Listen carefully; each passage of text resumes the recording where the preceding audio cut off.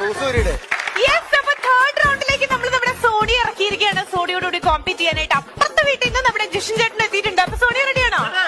Ready.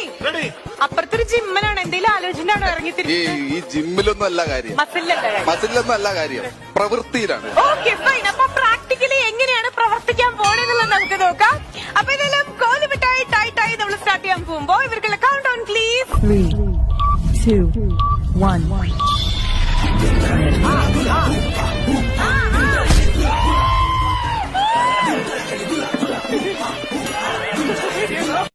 ഒരെണ്ണം കഴിച്ചു കഴിഞ്ഞു. അത് എൻജോയ് ചെയ്തിട്ട് അപ്പുറത്തുനിന്ന് ബസ്സിലൊക്കെ ഇങ്ങോട്ട് വരുന്നുണ്ടോ വീട്ടിൽ നിന്ന്?